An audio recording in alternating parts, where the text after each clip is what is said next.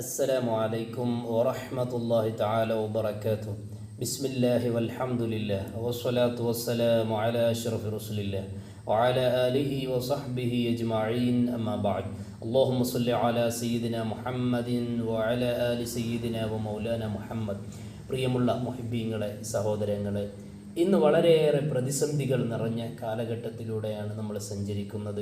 അതിലേറ്റവും പ്രധാനപ്പെട്ടത് നമ്മൾ പലരും അനുഭവിക്കുന്നതുമായ ഒന്നാണ് മക്കളെ കൊണ്ടുള്ള പ്രയാസങ്ങൾ.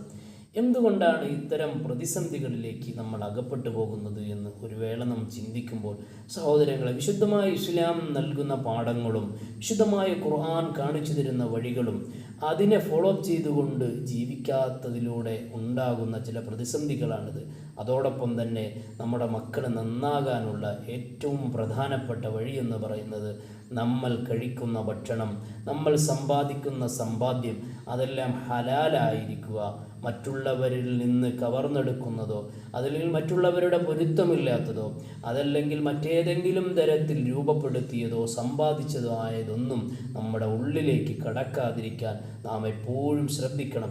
അങ്ങനെ നമ്മുടെ ഉള്ളിലേക്ക് അങ്ങനെ മറ്റുള്ളതെന്തെങ്കിലും വിശുദ്ധമായ ഇസ്ലാം ഹറാമാക്കിയ ഭക്ഷണങ്ങളോ സമ്പത്തുകളോ നമ്മൾ എത്തിപ്പെട്ടു കഴിഞ്ഞാൽ അതിലൂടെ രൂപപ്പെടുന്ന നമ്മുടെ മക്കൾ നമുക്ക് ഉപകാരമില്ലാത്തവരായി നമ്മളെ പ്രതിസന്ധിയിലാക്കി കളയുമെന്ന് വിശുദ്ധമായ ദീൻ നമ്മളോട് ഓർമ്മപ്പെടുത്തുന്നു. അതുകൊണ്ട് ഹലാലായത് മാത്രം സമ്പാദിക്കുകയും ഹലാലായത് മാത്രം ഭക്ഷിക്കുകയും ചെയ്യാൻ അള്ളാഹു നമുക്ക് തൗഫീഖ് നൽകി അനുഗ്രഹിക്കുമാറാകട്ടെ.